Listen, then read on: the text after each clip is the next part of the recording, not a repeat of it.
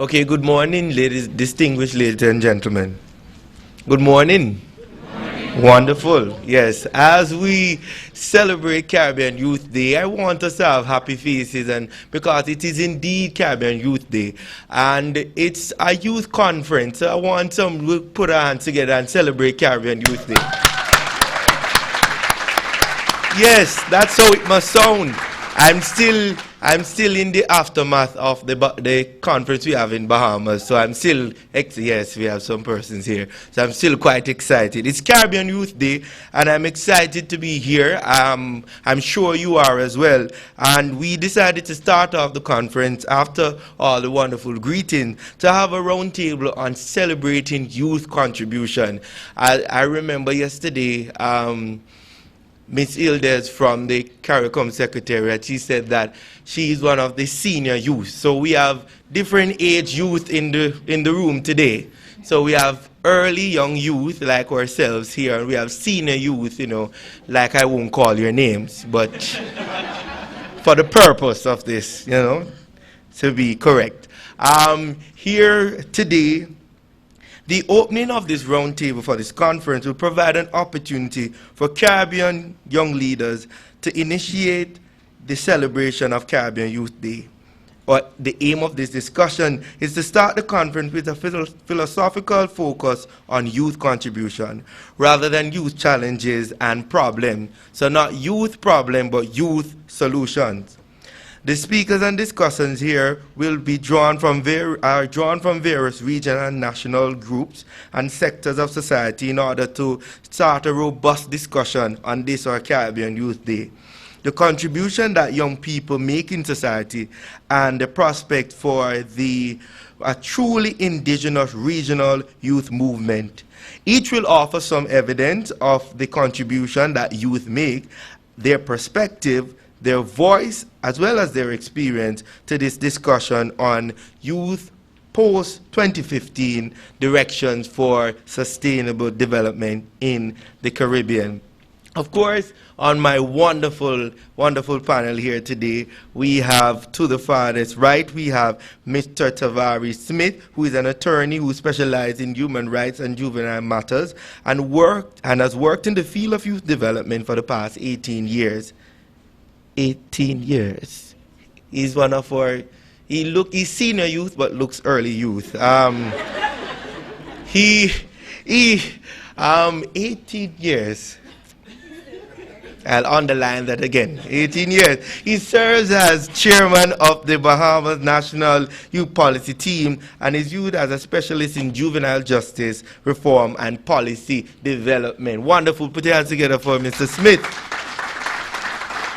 Also to his left, we have Mr. Adrian Watts, who is a graduate of the University of the West Indies, Mona campus, with a BSc in Geography and Zoology. He currently serves as focal point and general legal counsel for the group's Action 2015 and Junior Chambers International, Kingston, and is the national coordinator for the Caribbean Youth Environment Network. Wonderful. Thank you to be here, Mr. Watson. Also, we have Ms. Giselle Mendez, all the way from Trinidad and Tobago. She's the president of Volunteer Center for Trinidad and Tobago. She was here yesterday for an exciting lecture that she delivered to our youth council here, and we are so happy to have Ms. Giselle Mendez. And the lovely lady they say men are colorblind, so it's burgundy, it's red, it's brick red. So it's not just red, it's brick red. So in brick red, we have Miss Terisa Thompson, who is the Youth Ambassador of Jamaica for CARICOM here. She is an aspiring attorney. She's in law school now. She's a fantastic, wonderful, awesome person. I'm saying this because she's one of my close colleagues, but she's awesome. Put your hands together for Miss Terisa Thompson. It's amazing, and really, I'm in awe to stand here amongst our different youth leaders here. Many times when you read biography of persons, they have reached senior youth age. But to see young people, youth leaders who are in the early youth age and has established themselves, it is really tremendous. And to start the first baton on this relay, we have coming to us Miss Giselle Mendez, President of the Volunteer Center of Trinidad and Tobago. A special good morning and happy Caribbean Youth Day to everyone. How are you doing this morning? Good? Yes, very, very exciting. I feel very pumped and happy to be here with you all. I'm certainly looking forward to meeting each and every person seated here over the next 3 days. Trying feats, but I'm definitely up for the challenge. I'm looking forward to good discussions, exchange of ideas, but more so and most importantly, I'm looking forward to taking action on the decisions that we make here today. Won't we agree that that's the most important thing we can do? Mm-hmm. Yes? And can we agree on that? Amen. Yes. Now, in reflecting on the question, how are youths assets to the development process? Are youths assets? Turn it on. It's gone again. Okay, shall we switch? Is it on? Hello? Yeah. Good. Right, so in reflecting on the question again, youth as assets to the development process. As someone who's a representative of an NGO, the Volunteer Center of Trinidad and Tobago, so I basically spend my time and life in service and giving back. I think it's very important that in framing and understanding how youth contribute, we better understand what's happening in the voluntary sector. Can I see by a show of hands, anyone here, and I think this is a pretty easy question, anyone in this room who is involved in youth work? Very easy. All hands, yes. What about anyone in here who is involved or has been involved in voluntary work? Can I see a show of hands? Yes. They're interconnected, no? Yes. Yes. That's how we have salary voluntary work. Extra fortunate. I was reading a very interesting article by the Johns Hopkins Center for Civil Society Studies, and they stated that approximately annually 140.8 million people are volunteering from about 37 countries. That is just from 37 countries. So let's sit for a while and digest that. 140.8 million persons from 37 countries. That works out to about 20.8 million full-time jobs that persons are willingly going out and saying, I know I can make a difference in society. Isn't that fantastic? Youth contribute a significant part to that equation as well. We heard earlier this morning, approximately 60% of the population are below 50 years. Isn't that an amazing and staggering statistic? Definitely a lot of potential in terms of resources to be leveraged and resources, more importantly, to be mobilized. Now, when we consider youth as assets, how are youth contributing to this process? I reflect on our own organization at the Volunteer Center of Trinidad and Tobago, which, by the way, I must add, is a predominantly youth-based organization. The majority of our members, staff members, are youth, and how they are giving back. We have a young mom with 3 kids. She's 30 years old. Still a youth, right? Mm-hmm. Yes. She's responsible for all the marketing activities at the Volunteer Center. Anyone in here a parent? Okay. She has 3 children and is responsible for all the marketing activities at the Volunteer Center. For all the parents in here, you understand how trying a feat that is. But she's still making the decision to give back because she understands that it is critical to the process. For those that are not technologically savvy to manage the social media and whatnot, we have our foot soldiers going out, meeting with volunteers every day, meeting with partner NGOs, recruiting projects, etc. Our foot soldiers. If we extend out, anyone in here familiar with the term volunteerism? Yes, volunteerism. Good. Every year you have tertiary level students, especially in the global north, very, very popular, where they're taking on average a year off of their studies to go out to different communities, societies that they may not be familiar with, and give back again. Extend their services, extend what they have. You can only give with what you have. Okay, I just got the time check. So wrap it up really quickly. Right? So youth are definitely a critical part of the development process, and there's evidence to show that they're giving back. I remember when I was in Jamaica 2 years ago with KUSO had a volunteerism conference, and I met a fantastic young lady, had just graduated from university, and instead of going out to find a job in corporate global world, she decided to give back to the Jamaica Diaspora Unit. 1 year of services, absolutely free, voluntary. So there's a lot to be discussed with regards to volunteerism.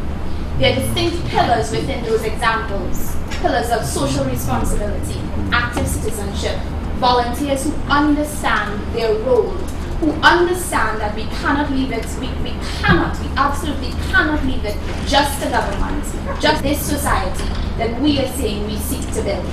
And volunteers are at the heart of that process. So, just to sum up,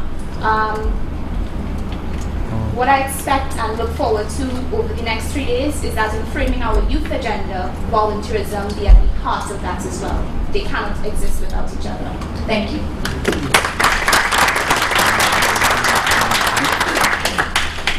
Okay, thank you very much, Ms. Mendez. You can hear me? Anyone can hear me? Yes. Yes, I wanted to use my fancy mic.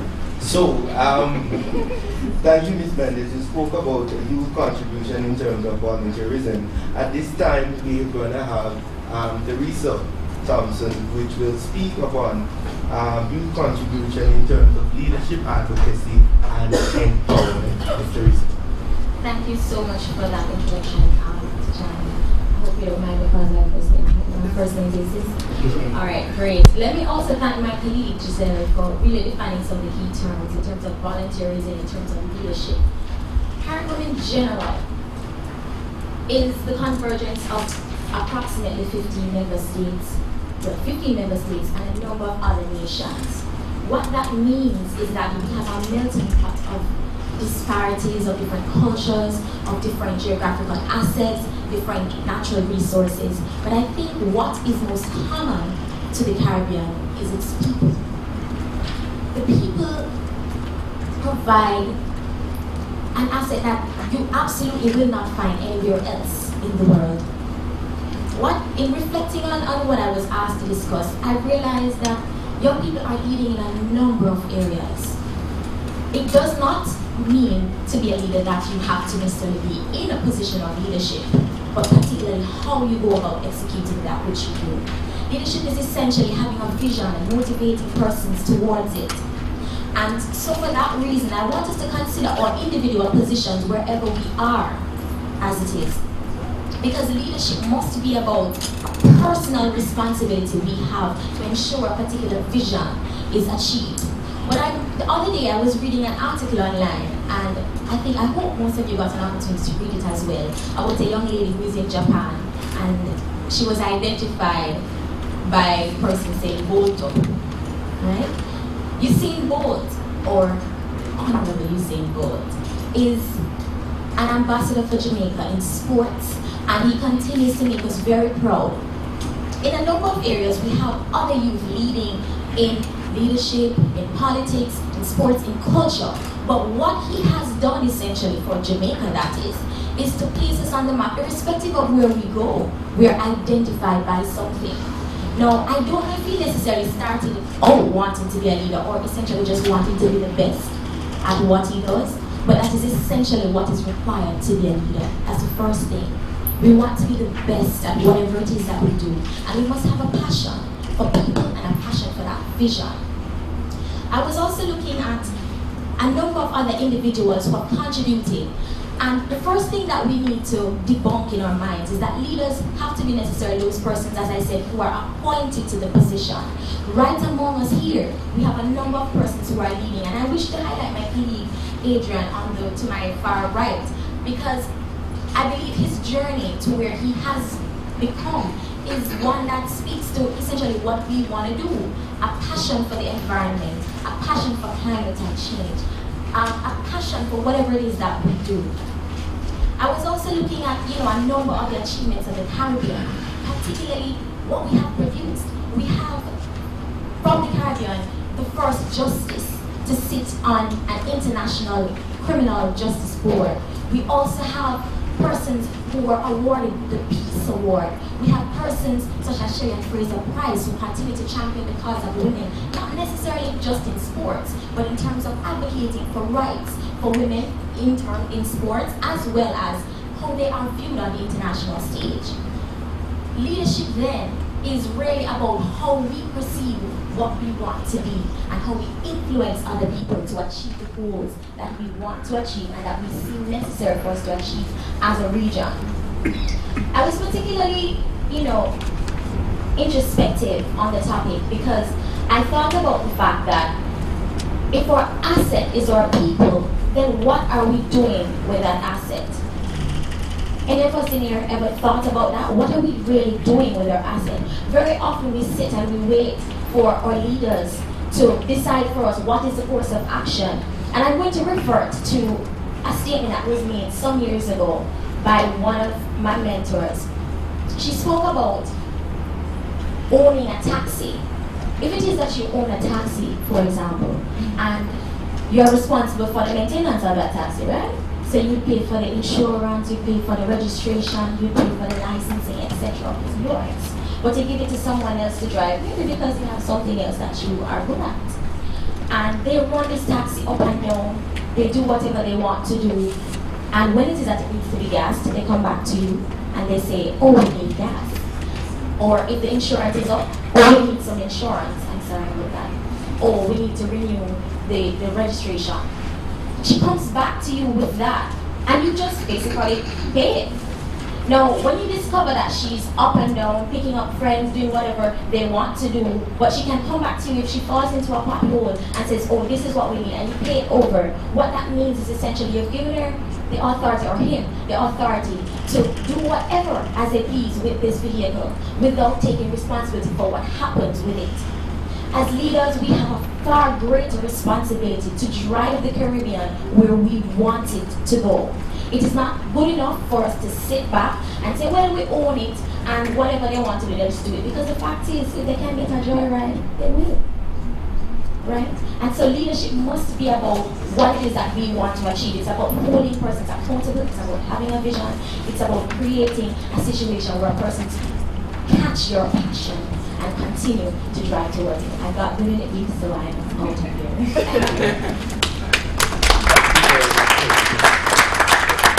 Thank you very, very much, Terisa, for that contribution to leadership advocacy and empowerment. I did not make mention earlier, but I must apologize for our fifth presenter, Ms. Lacey Mbadi, due to circumstances beyond her control.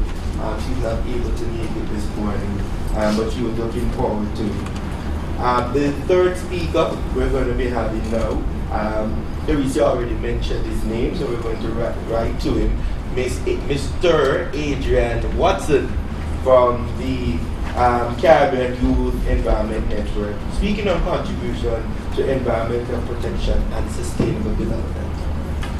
Good morning, wonderful audience. When Dr. Gilbert Roberts invited me to give a talk to delegates of not just Jamaica, but from the wider Caribbean, I could not help but to take up the opportunity. She then therefore asked me to give a personal touch on my journey. And I must thank Terisa Thompson for helping me to start that journey.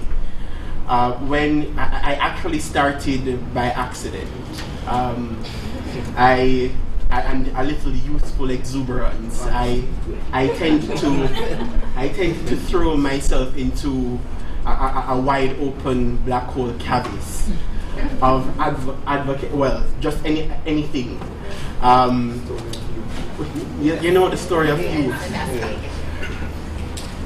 Well, it all started in my community. I spent 10 years being a children's church teacher in my home church in CV Gardens, which is considered a garrison community at the time. I've watched men run at each other with guns, shooting at each other right across my roof, right in front of my home.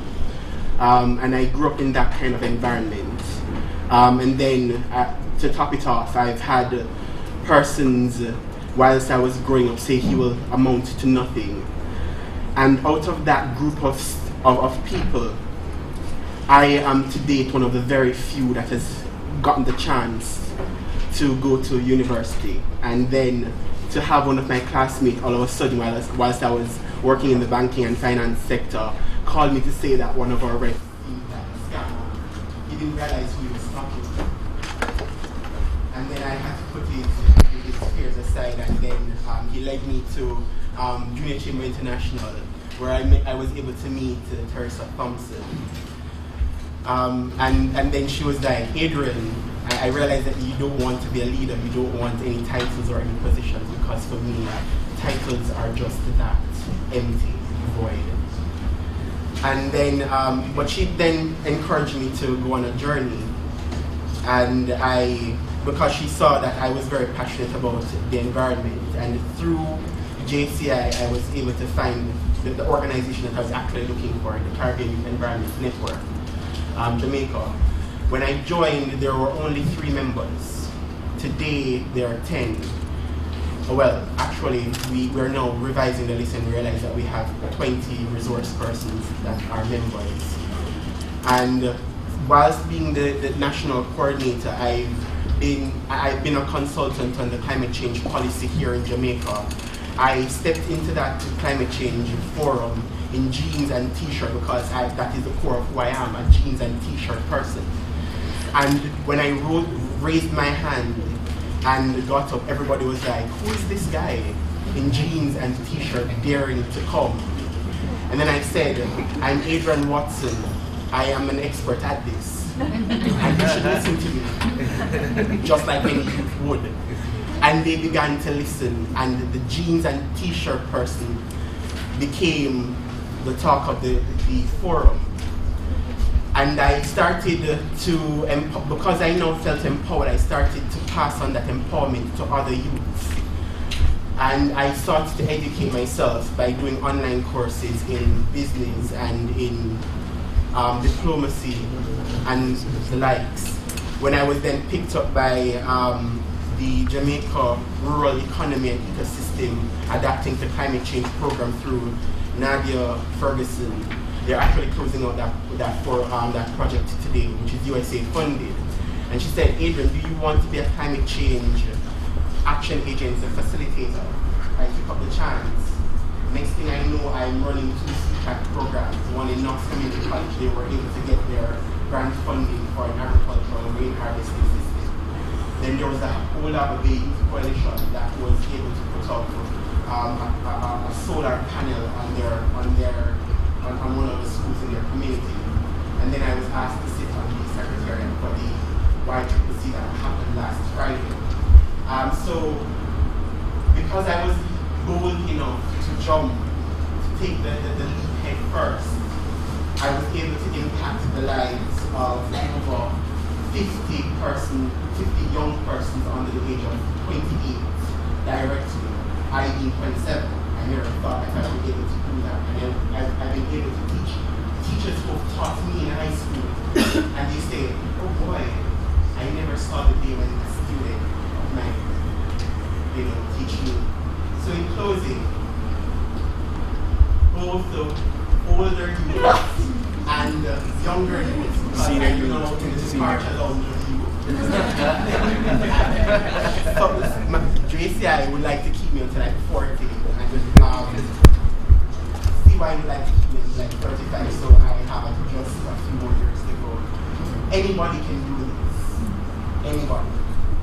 It's just for you to find that inner core and use it. Thank you.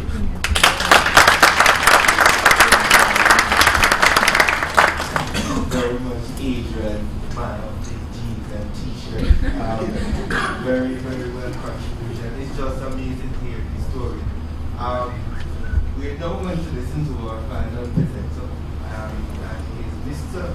Tavarrie Smith, Trinidad Law, 80 years. 80 years. Just doesn't show it. 80 years. Tavarrie Smith. Good morning, everybody. So the 18 years is correct. I finished high school when I was 16, and I automatically went into a position as a junior trainee youth officer, and my work started from there. I've been doing it ever since. Even in my capacity now as a practicing attorney, I still run an NGO on the side that provides juvenile justice work. And I do a number of other things with the Ministry of Youth in the Bahamas. I'm here to speak to you a little bit about the Caribbean Youth Policy Institute and the work that we have been doing. The Caribbean Youth Policy Institute is a new organization that was launched. Next month will make 1 year, so we're 11 months old. What happened was last year, the UN and a number of international partners like the Council of Europe and YouthPolicy.org as facilitators, the government of Azerbaijan hosted the first global forum on youth policies. And representatives from around the world would have been invited to attend. There was such a significant support and attendance at that meeting of minds and organizations and leaders that it was termed as the largest gathering of youth ministers and youth leaders since the Lisbon declarations were put in 1998. The reference to that declaration was an agreement that all countries would adopt and implement national youth policies. I'm not at this time to focus on the challenges that we've had with national youth policies, because we have had some challenges and continue to have challenges. And we're actually doing a session to speak about some of those challenges and hindrances that we've faced. But while at that meeting, I began to meet a number of other young persons from the Caribbean region who were involved in youth policy work within their own country. We came together on a number of meetings, even leading up to go into Azerbaijan. So we would host a number of Skype meetings prior to going. I think we did it every 2 weeks so that we could start to coordinate our Caribbean response. What are we going to say when we go to this meeting? How are we going to contribute? We don't just want to be another traveling delegate on a free ticket. We want to be meaningfully involved. We want to have some substance while we're there. And prior to going, we already knew that at the end of this meeting, we wanted some organization to come out of this meeting. We wanted to continue our network and we wanted to continue our work. And we decided to start or launch what would become the Caribbean Youth Policy Institute. Currently, there are 7 Caribbean countries involved in this organization with representatives. That would be the Bahamas, Jamaica, Barbados, Trinidad and Tobago, Haiti, St. Lucia, and St. Vincent and the Grenadines. And let me say that it's not to exclude any other country. These were the countries who were represented at the conference in Baku. So we took advantage of their physical presence so that we could have our meetings and deliberations while we were there. Since that time, we have been doing a number of things. So our organization has started to take on a different focus. Initially, we were primarily launching towards a research database kind of organization. We wanted to become the go-to stop for youth policies in the Caribbean. We wanted to collect all Caribbean youth policies, all research papers, all writings, all documents, publish them, document them, and make them available to throughout the region, whomever may wish to have access to them. And then our work started to change in such a way that persons were now calling on us to become more of an advocacy-based watchdog kind of organization for what's going on in their countries involving youth policies or the lack of work. And that is something that we've been doing. So we've been providing resources to countries and governments and youth workers. We've been acting in a sort of advocacy-based role with press statements and writings and private meetings and things of that sort. And then the final thing we've been doing is we started to now set for our goal a site of doing a site visit every year. So every year we want to be visiting a Caribbean country where we would meet with stakeholders involved in youth policy work, and just to get an understanding of what's going on and how can our organization help, what can we do. My time is running, but I just want to give you a quick cap of one of the things that's going on right now through our organization. Haiti is one of those countries, and the delegate from our organization to Haiti is here. Haiti is one of those countries in the Caribbean who is listed as not having a national youth policy. And strangely enough, through UNICEF, there would have been a number of meetings and consultations towards having a national youth policy for Haiti. A document was written and it vanished. Nobody knew where it went, nobody had access to it, nobody knew where to find it, and so Haiti did not have a national youth policy. Through our work and our delegate, we have now been able to get our hands on a copy of the actual document that was started by UNICEF.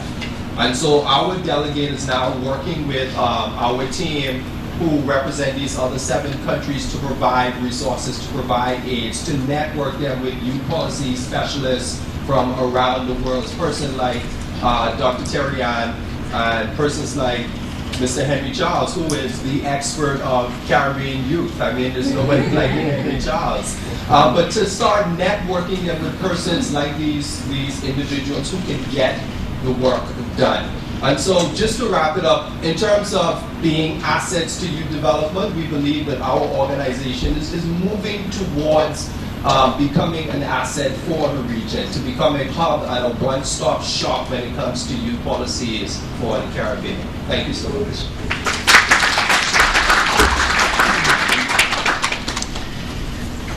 Thank you very much, all our presenters who gave their contribution as it relates to the work that they've done so far in youth development. Of course, it's this time of the morning where we get the feedback from the audience, the questions, and we know we have young people of all ages here this morning, and we like to get the ball rolling and ask for questions. One of the things that I must make note of, Adrian said that there is sometimes he had the youthful exuberance and wanted to do so much. Of course, most youth leaders suffer from that. That's where we start off, with a lot of exuberance, want to do everything. And then we're refined and we say, oh, we have to say no to some things. All right? But thank you very much. At this time, we'll be facilitating questions from the audience relating to the youth contributions and this Caribbean Youth Day, thinking on questions such as, why are we using Caribbean Youth Day to discuss this issue of post-2015? How and what do you contribute as young people? Are your contribution recognized? Is there further contribution you want to make? How can regional groups work better together? What are your expectations coming out of this? So the floor is now open for young people, for all, well, when I say young people, I mean everybody. To ask questions to our panelists here, as well as there's persons in the audience who may be able to give recommendation. So the floor is now open. I know you're not shy, right? And we don't want it to be the case of the last minute ending questions where we're almost out of time and everybody wants to give a question. So yes, you may go. Yes. I have a question for Mr. Smith. My name is Nicole Brown, representing the Department of Youth Affairs in Tobago. I wanted to know, in terms of your agency, the Caribbean Youth Policy Institute. In terms of, I know that there are many groups across the Caribbean who do similar things. What is the mechanism that you use to coordinate to avoid reinventing the wheel and overlapping in too many areas? What mechanism do you use to ensure that your contributions are unique and that you're not doubling up on pre-existing resources? Correct. Well, first let me say this. For the Caribbean Youth Policy Institute, when we speak of youth policies, we're specifically referring to the Lisbon Declaration reference to a youth policy. The term youth policy itself is a very inclusive term, so anything can really become a youth policy. A church can have a youth policy. A school can have a youth policy. Governments can have individual youth policies within different ministries of how they work and deal with young people. Our work is specifically limited to the UN's declaration for a youth policy, and there was a published guideline from the United Nations on what that youth policy should look like. What are some of the things that it should include? So for instance, there should always be a situational analysis attached to it. You just can't jump into recommendations without first understanding what are the situations, what are the challenges and the impacts facing young people. One of the things that our organization do is start to introduce that structure to countries, to governments, to agencies, and to say to them that there are different documents that may develop into youth policies. But our work is as it relates to the UN Declaration and the Lisbon Declaration. And then there's an excellent website for those of you who are interested in youth policy. It's called www.youthpolicy.org. An excellent team of international volunteers and facilitators who do the same work, but they do it on a much more global level. And again, their work is specifically related to the UN's call for countries to have a specific national development policy as it relates to young people. I hope that answers your question. Thank you. Yes. Nick Francis from St. Vincent and the Grenadines.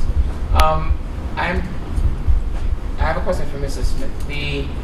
You mentioned earlier about the importance of national youth policies, and this is one of the things that I raised in my paper for this conference, and also generally in the work that I do, is that a lot of Caribbean countries are lagging behind on developing national youth policies, on revising current youth policies that are already in existence. Because as you know, times are changing, our young people are evolving. And do you think it is something that we have to make mandatory from maybe a CARICOM perspective, where we carry out a mandate that all member states must develop national youth policies by a certain deadline?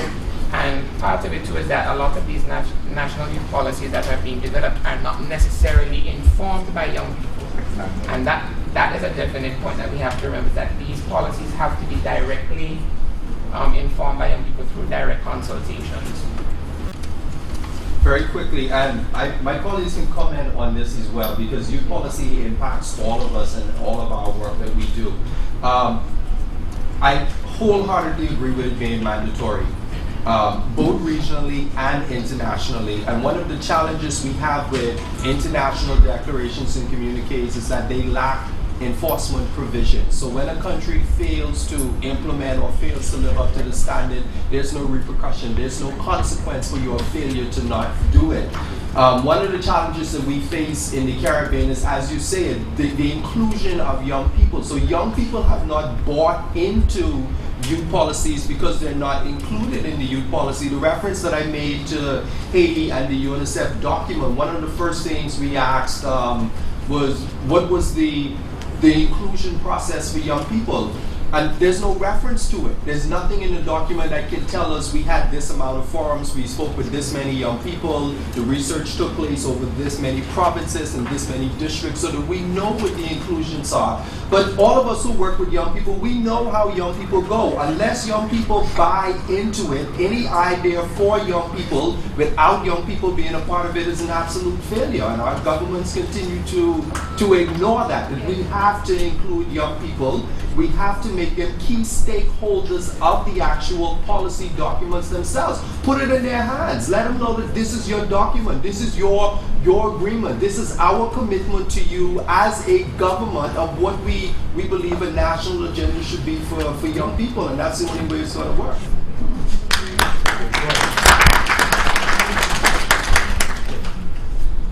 I just wanted to add something to my previous comment there. Just to balance the equation a little bit, I am entirely in agreement with your statement, sir. And I do believe that a greater level of emphasis needs to be put on not just youth policies, research in general. I think we have a general problem with how we view research. We do not give it the credit it deserves. It prevents us from wasting resources, wasting time, and it makes very evident for us what our objectives should be. So that said, to balance the equation, while it has not been, say, mandated by CARICOM, it has been a very strong recommendation for quite some time, and a number of documents have been created in respect of that. I believe, however, that one of the other problems that we have is that very often the youth that are consulted is the same youth. Yeah. Yes. So if it is that we're going to have this consultation, let it be known that the very same 12 people that came to the initial idea are going to be the very same 12 that come to the consultation. And that is because young people do not see the need for research as well. We all find it comfortable to sit on our verandas and complain about the problems. We all find it easy to do that. And we do not have, I don't know what it is, the onus has not rested with us yet, that we need to document, plan, and progress. And that's the only way we're going to get where we want to go. So just to balance the equation, or leaders to some extent do need a little bit more work in terms of the emphasis that we put on things and the deadlines, as you say.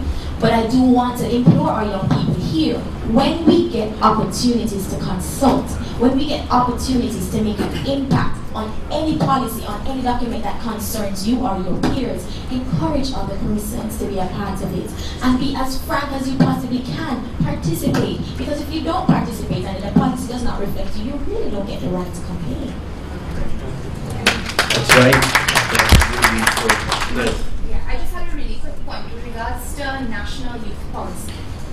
It sounds very fancy, very technical, very... So when we speak about being inclusive, we need to be very careful and cognizant about the job that we're using as well. So when we're going to young people, we're consulting with them, do they care about a national youth policy? Why should they care about a national youth policy? Does it truly impact upon their lives? These are the things that we really need to focus on and ensure that we are addressing. Because I feel as if, especially from someone from the NGO sector, who I get to see both sides. I get to see the youth who care, everyone here, but I also get to see the large cross-section of youth who truly don't want to hear any of it. So how do we get to them? And I mean, really. Yes. My contribution to this particular question is that, in a more practical sense, I've been to the consultation for the Jamaica Youth Policy. The mechanism that was used was old media in print. How I heard about it was the very morning of the consultation. And I decided, as with my youthful exuberance, of course, I got dressed in jeans, but that time not t-shirts. He's upgraded himself. And not to my surprise, 2/3 of the room was not anybody younger than 45.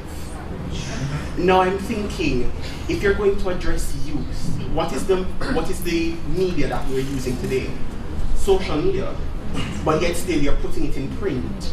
I don't read print unless I'm looking for a job. That's the only time I buy it, and I only buy the Sunday Gleaner, because that's where the career section comes in. And I'm not going to read the rest of the newspaper, which is 90% of the newspaper. If you don't put it on my television, I'm not going to see it. Most of the youth that I engage now, they don't watch TV anymore. Neither do I. I go online and I stream all of my media stuff. So when you're going to engage me at the age of 27, soon to depart,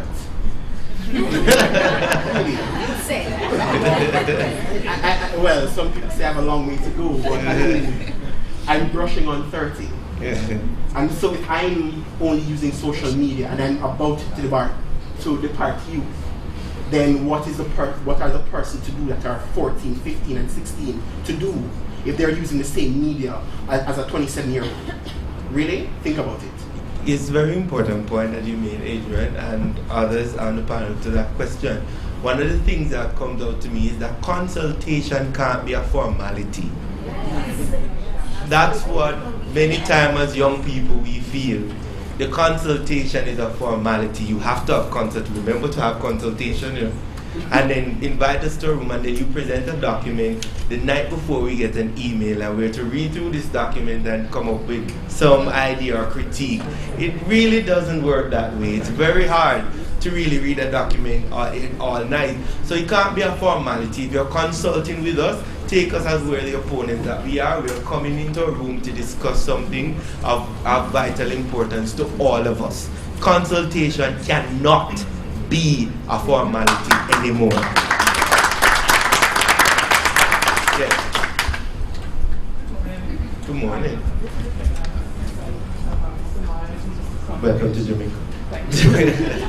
We are our 16th year under our policy. Okay. We revised it once in 2011, and we're surprised that people are speaking about writing a policy, because if you think creating a policy is a little try implementing it. We have been, I speak for us in that, and for policy, because of course youth is very transient. People who take part in policy are going someplace else. They're on their way to something else. And so it's the consistency of it. Like I said, we've done it now 16 years. And it's every day reminding people and advocating for the policy so that people don't forget it. And advocating for resources. This is a journey. And we just recruited Mr. Humbly, and we're going to see how long we can keep him. Because we've lost 3 members of staff. We haven't lost them, they've moved on. So for policies to be effective, you need a group of people to remain with them, to remind people, this is what it started with, this is where we are, this is where we'd like to go. Because otherwise the policy will flounder. If you don't have the history of it will be forgotten quickly. So bear that in mind, the implementation and keeping the history and people who know the history of it around to help you to advocate. For example, we have some of the young people that helped us when we started out have grown up, but we still consider them friends of the unit because they have a history of the policy and the unit. So remember that, yeah? Thank you very much. If I could quickly... I was going to say that it is indeed a good point, because later on I was going to acknowledge it, but since you made that point, it's important. There are some youth development practitioners who have been in youth development for 10 years or even more, past senior youth age, and they're in this room. I just want us to applaud their efforts.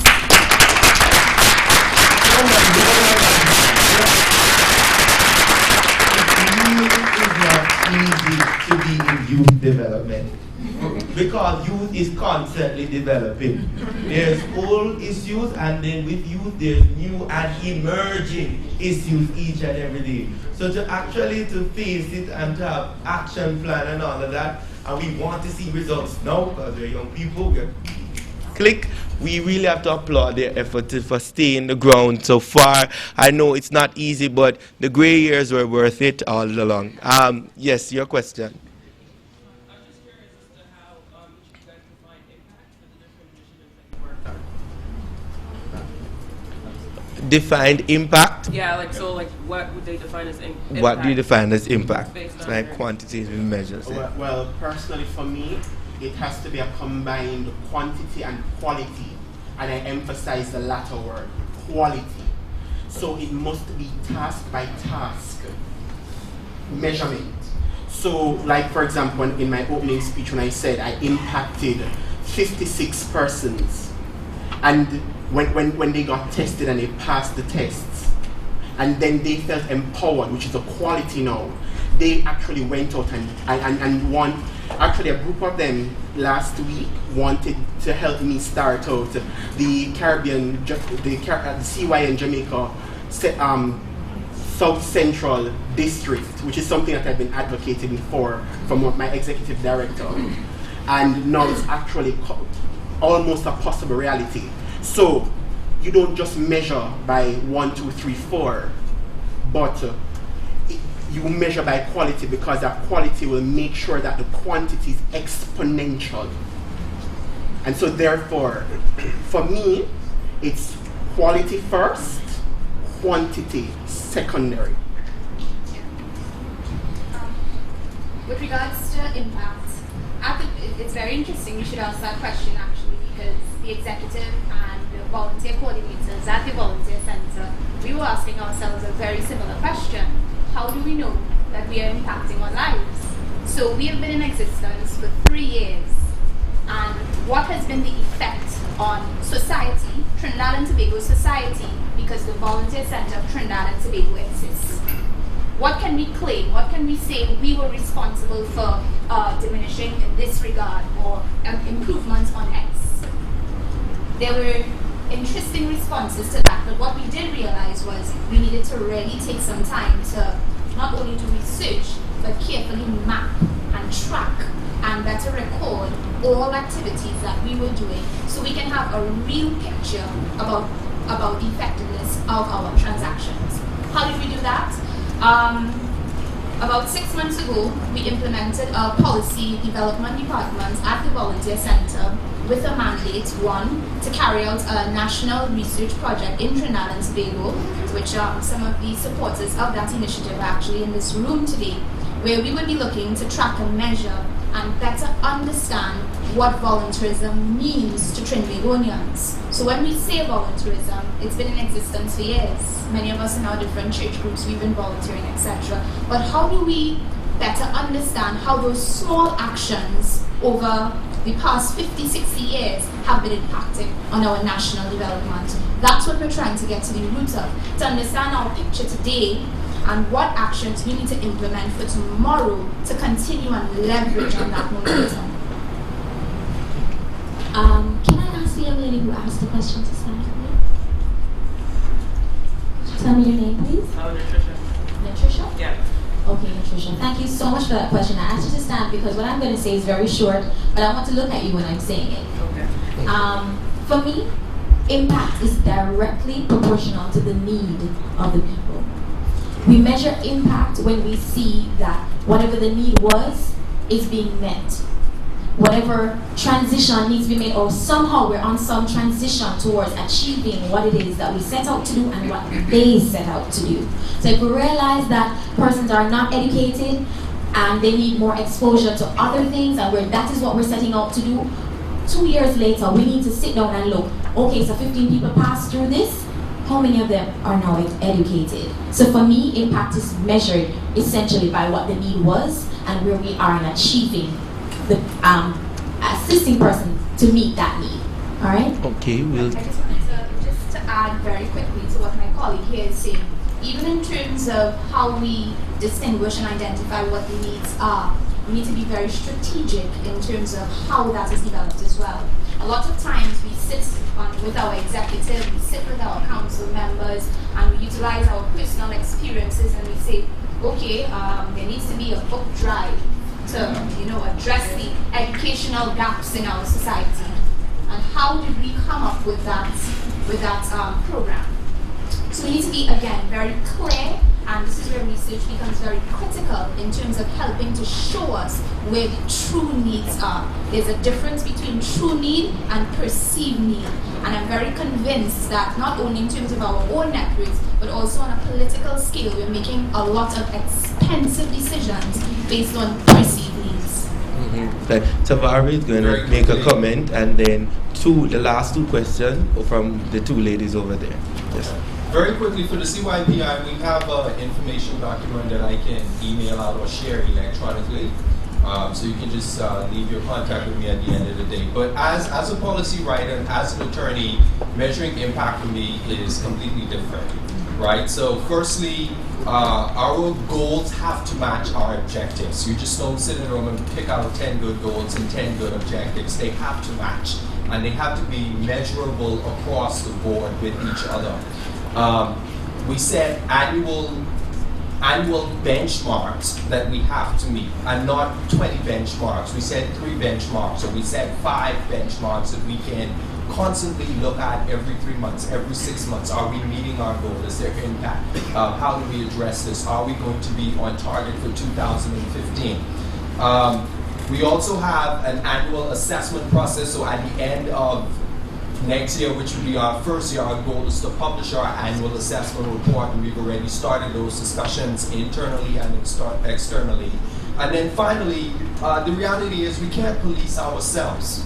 And so we have to have some independent body, professional, oversight committee, whomever it is, to come in and then just simply have a look. have a look at what you're doing. You present your material to them and allow them to say to you unbiased and independently, you're meeting your goals. You're not meeting your goals. You're off target in this area. You're wasting resources in this area. And so for the CYPI, we have an advisory council that's at an interim level right now to help us with that so that we're always independent in our own assessment, because we're not here to be honest in policing ourselves. That's where politics fails in our country right now. Thank you very much, Tavarrie, for that. Tony, Jan, and then, yes. Yes. So I agree with everything that the panel has just said. Yes, the research is important. But earlier this year, I had the opportunity of attending a Jamaica National Youth Ministry Green Policy review, group review with youth consultation and other stakeholders. And from that experience, my problem is the timeliness of these drafts, these youth policies. Yes, they're important. Yes, the extensive research is needed. But when you're going over the same thing year and year and year after that, and you're constantly revising it, by the time you finish finalizing on a new policy, you need to revise it because it's outdated now. How do we set a time limit for the development of these new policies? Do we at some point say, okay, let's stop and let's implement this thing and then see if it works, and then we go back? Because my problem is we're constantly doing drafts after drafts, and even the persons there were saying that, okay, this is just another draft. They've been so discouraged from these youth policy consultations. So what do we do to ensure the timeliness of these youth policies? Okay, I'm not a panelist, but I want to answer a part of this question. Yes. The thing about, one of the things we must first appreciate as youth leaders is the process involved in drafting any document. While we are new to some things, we have to start to learn how things happen, how the flow happens, what it means to create a document. Remember, this is a national youth policy. There's a lot of consultation that has to take place in order for it to be passed. Not only can consultation take place, it has to go through Parliament. And there are subcommittees to Parliament. And then if it doesn't pass, it has to go to the Cabinet. And then if Cabinet doesn't pass, it has to go back to Parliament. And then go back to the group of persons working on it. And then we have to carry it back to Parliament. And then back to Cabinet for it to finally be approved as white paper. Then a green paper. You see the process? First, we have to understand there is a process. It's not just overnight. And any of these processes involve people. And people have a lot doing on their plate. It's not simple just putting that and changing things here. There are persons who have a lot doing, and even ourselves who are involved in the consultation have so much doing at the same time to actually read through a 300-page document to speak about a national youth policy. So we have to understand there's a process, and even though it may seem dragged out, and by the time it's finally approved, we need to revise it again. It really is a tedious process, and we have to appreciate that it takes time to actually approve something that is worthwhile and is substantial. That's just my comment to that point. Yes, panelists. Yeah. Thank you. Tonian, one of the things that we want to bear in mind too, one of the great things about the Caribbean is that you reside in a strong democracy. I find that if you want things done, you simply hold your leaders accountable. One of the biggest problems that we have is not that they don't set deadlines, it's that when they pass, nobody says anything. So, if they tell you that we will have this ready by 2016, leading up to that time, you need to check in. You need to say, hey, where are we on this? We need this for this particular reason. You need to be pushing it. You need to be publicizing it. And advocacy is particularly important there. I'm not asking everybody to be the person who watchdogs the government individually, but we all have something that we are passionate about. And if we watch for that particular thing, then essentially we would have been watching for everything together. So what is it that you do? You follow up the draft. You hold them accountable. When they do not do what they said they would have done, you rally people up together and call them to a meeting and say to them, why is it that this was not done? it needs to be done. You have the power, and if it doesn't get done, then it's because we didn't hold them accountable to doing it. If it cannot be done on a particular deadline, we should demand a response as to why and when it will be done. Yes. Okay. In a bit to answer your question, as a scientist, as a trained scientist, I appreciate procedures and processes. But remember that we're young people, and we should, if we are having a problem with the procedures and processes to implement, we must then therefore suggest a new process and procedure to implement, and as Terisa said, hold them accountable. I've had the pleasure of going to a lot of these policy meetings, and I've had the pleasure of being a bulldog, and I've had the pleasure of hearing, oh no, him again. Right, but then after a while, they start to listen, and then they realize that, oh, you're watching them. The other day, I have a positive side to this. The other day, Jamaica was preparing, the Jamaican government was preparing a document for ecosystem-based adaptation. And I had 25 suggestions to make. And I said, you better have this on time. You better keep to your deadline. And the deadline was kept, and all 25 of my suggestions were included in the document to send to the potential donors. And this particular project document is supposed to be implemented in Jamaica, El Salvador, and Mexico. So that is a positive. And they've kept to the short deadline. We gave them a matter of months, not years, because then by the time they should implement, I'll be old.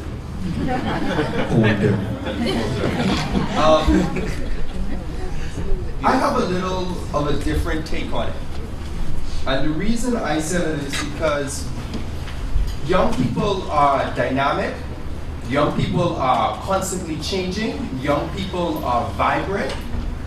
What is relevant to young people today might not be relevant tomorrow and may be relevant again the day after. That's just the reality of how young people work and function.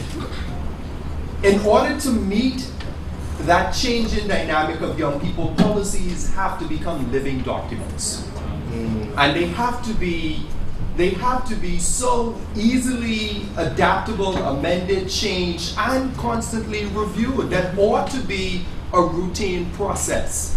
My colleague over here was talking about the level of commitment, which is one of the challenges that we sometimes find that causes the review to continuously happen, because the same persons who started may not be there 3 years later to streamline the review process, so we're not reviewing irrelevant areas. We know what the key areas are. For me, I was hired by the Bahamas government to draft the National Youth Policy in 2006. If I had known that you get stuck in this field, I would not have taken the job in 2006. Because this is 2015 and I'm still there on the policy team, still chairing this policy team, still advocating this policy team, still leading this work. You know, like I was expecting a 1-year contract, coming right this document, and then I'm on my way to my next field. And that's not the way it happened. But the beauty of that is I've been there to streamline the review process. So we're not sitting there going over 300 pages every time. We know what the relevant pages are to review this time. We have a 5-year time period on our policy for the Bahamas. What we have intentionally did though is we've offset the 5-year from our election period, so that it doesn't coincide with whatever national election is going on. It's always in the middle of whoever's in government, so that it doesn't become a political review process. Wonderful. Right? So that's one of the things to do in terms of putting a timeline and process to keep that in mind. But what we are really missing through the reviews, because we're now on our 20th draft of the same document in the Bahamas, right? Constantly being reviewed, constantly being edited, constantly being amended.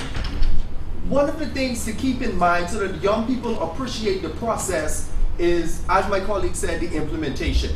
Even though the review is going on, the other portions can still be implemented. The other portions should still be moving. So let's review education, but juvenile justice or youth safety and crime should still be implemented. Technology should still be implemented. Capacity building should still be implemented. Don't shut down the entire document because we're doing a review. Reviews are necessary. We just have to learn to see the beauty in them. In the Bahamas right now, because we don't want it to become like a constitution that's locked, grid, and then you get into this deadlock of a document that's ancient, concrete, and not relevant to young people today. We have a situation in the Bahamas right now with a constitution from 1973 that's discriminatory against women. Women don't have the same right as passing on citizenship to their children in the Bahamas as a man does under the Constitution.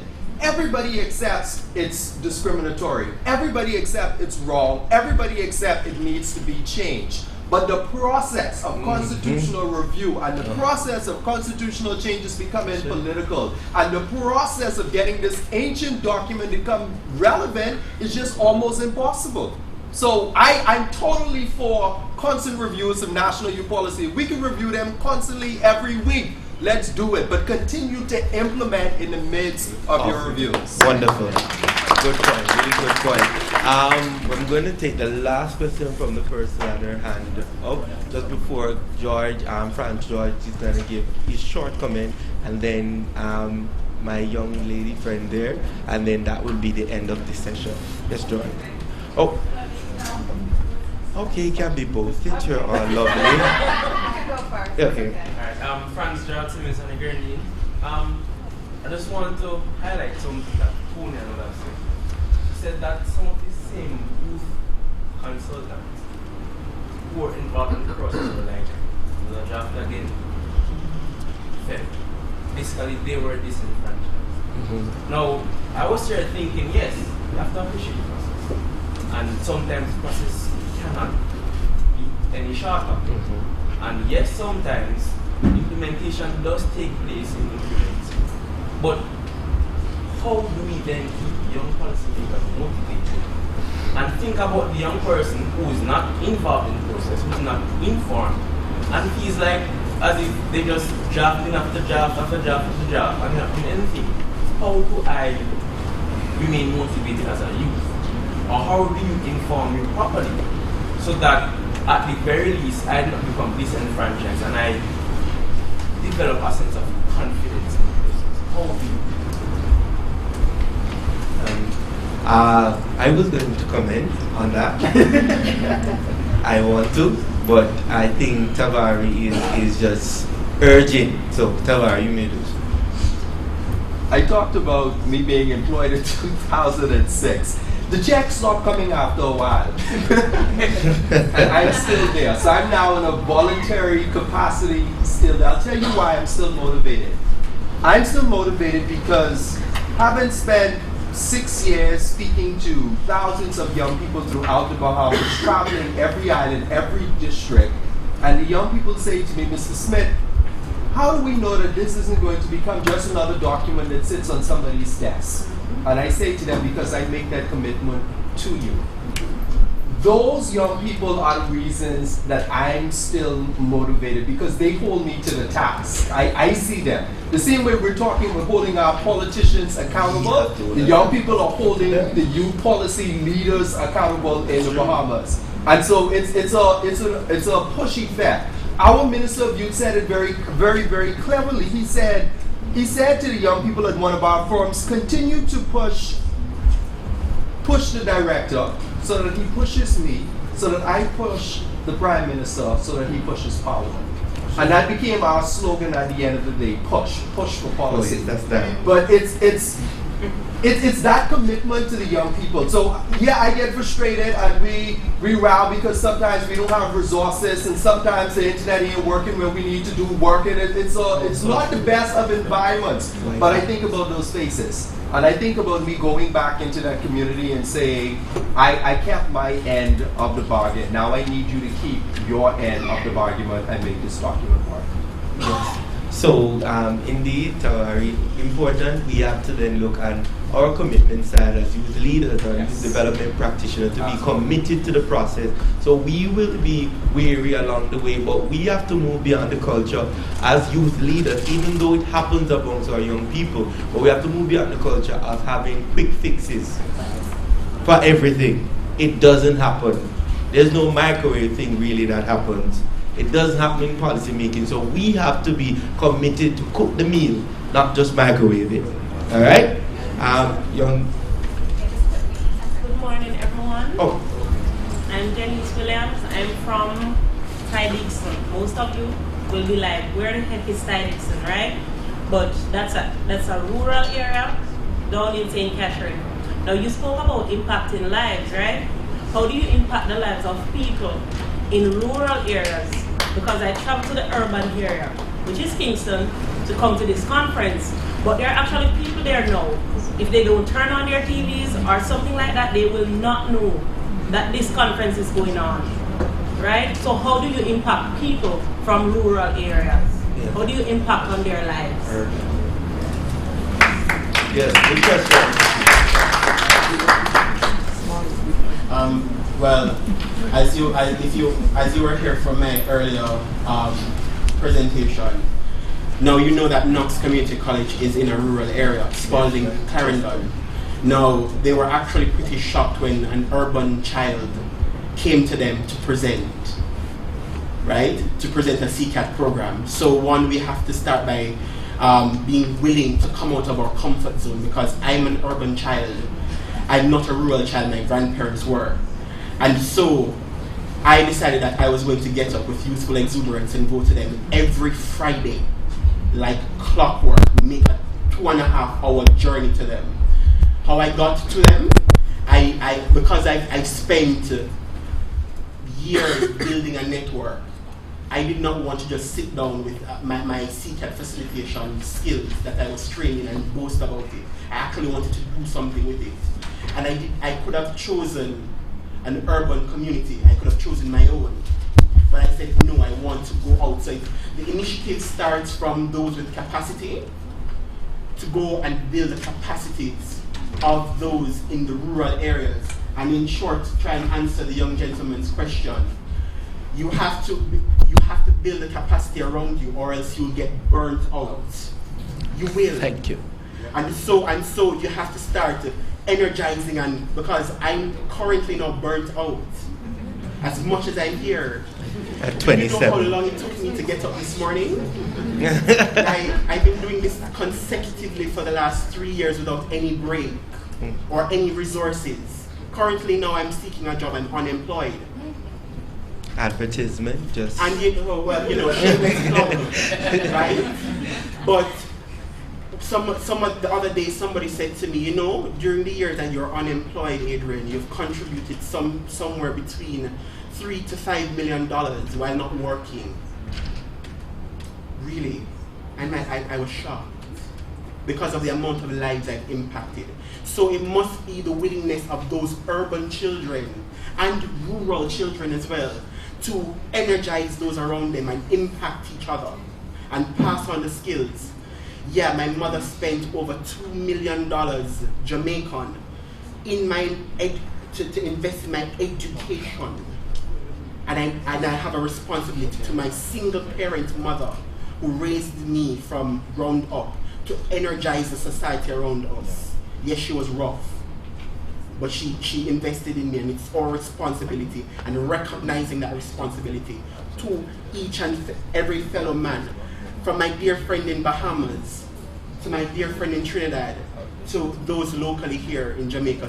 So I'm spreading my skills locally in the rural communities and internationally. It is my responsibility to my mother to pass on those skills. I wanted to make a quick comment in regards to what Adrian is speaking to with regards to being burnt out. It's a very serious issue for those involved in this type of work. And I think it really speaks to the urgency and importance of promoting and making sure that this notion of volunteerism, this notion of getting involved, this notion of participating in what is taking place in not only our country, but the region must always, always, always be high on our agenda. If it isn't, what you have happening is what Adrian spoke to. Everything falling on the shoulders of 12 persons, as my friend spoke to earlier. We must make it a priority to spread the word, to ensure that in communicating our agendas, our initiatives, that our strategies speak to the wide and varied cross-section of persons who partake in this type of work. So you spoke to the fact that you are from a rural community. How do we ensure that you all are always aware of these types of initiatives, etc.? Coming from someone with a marketing background, it's very, very important that our communication strategies, our PR strategies are always, firstly, understanding who we are targeting, and the strategies speak to those targeted audience. I also wanted to comment in terms of what my young friend was speaking to with regards to how do we keep motivated while we're in this type of work. And I always say, this type of work is not for the faint-hearted. If you're in it for the short run, you will be out very, very soon. I always tell people, volunteers often come and tell me, after being in it for, let's say, a couple of months, a couple of weeks, I don't feel like doing this anymore. And my response is always a knowing smile. I don't always feel like doing this. But why are we still here? Because we understand the urgency behind the work that we're doing. And I always ask myself, if I remove myself from the equation, if we remove Adrian from the equation, if we remove my friend here from the equation, who is going to be left? Indeed. Yes, I too wanted to add my 2 cents. I'm going to first comment on my colleague's comment. One of the things I think I've learned to do is to celebrate the small joys. Because this field is one, as you said before, it's constantly evolving, it's constantly being shaped. And so it is very difficult for you to just set one goal and that's it, and if that's not achieved, you're not happy. So learn to celebrate the small joys and find something within youth empowerment that you are passionate about. And so therefore you are constantly motivated because it's something you just love. You just love it. And then on your way to getting to that big goal, celebrate the moment when somebody came to you and said, because of you, I did not give up. Because of you, I am now this. Celebrate the moment when the sub-goals were achieved. Celebrate the moment when we have moments like these, when we have everybody from the region. Because that's an achievement in and of itself. Celebrate the moment when people at home looking at what you're doing here. Because years ago, we didn't have that. You know? And so the small joys are very important, and finding what you are passionate about within youth empowerment, so that you constantly feel motivated to keep doing it because you love it. Just to speak now to my friend, there's point. Remind me again about the right. Thank you so much. Adrian made a very good point in respect of how we go about doing it, but I want to say that having you here is also how we go about doing it. So the job now for you and for us will be to listen to you. What is it that we need, where you're coming from, to get more young persons involved in this process? You're here. Tell us what they need. And then it will be for us now to go there and see how best we can create the circumstances for them to be a part of it. If it is that we need a cafe, an internet cafe, just to get persons involved. If it is that we need to send a bus out there every so often to bring young persons here. If it is that we need to bring young persons like her, train her and then send her back, that's what we need to do. So it is a twofold process. Yes, we're going to go to them, but we're not just going to go to them. We're going to go to them and see how best we can implement structures that will allow them to participate in the process, because they're just as much entitled to what we're experiencing here. Thank you very much. I want you to put your hands together for all our presenters.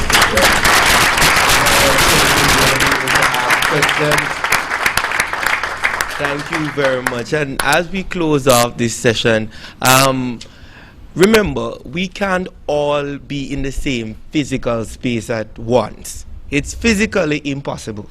Yes, it is. But as young people, we have an avenue that our generation before us never had, and that is a virtual space.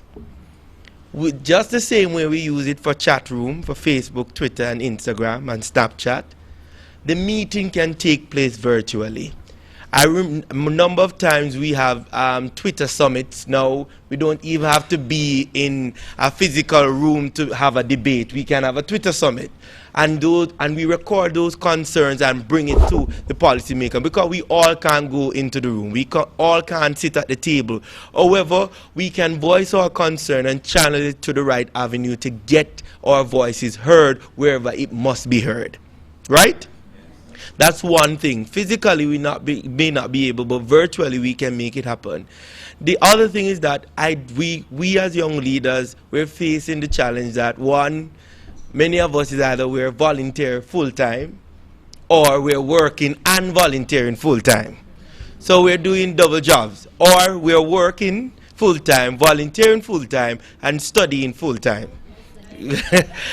And so it is a challenge. And to answer the question about being committed to the process, we have to learn to seriously look at proper succession planning in terms of us as youth leaders. Ensure you have someone around your group, 2, 3, whomever it may be, to pass on those skills, because they will pass it on to someone else. We have to develop the train-the-trainer approach in order for our skills and our talent to continue and for our advocacy to be informed as it should be. So on this Caribbean Youth Day, we should be refocused, re-energized, revitalized. And a lot of to do, right? But nonetheless, continue to be committed to the task and don't be weary in well-doing. Happy Caribbean Youth Day. Thank you, everyone, and enjoy the rest of the conference.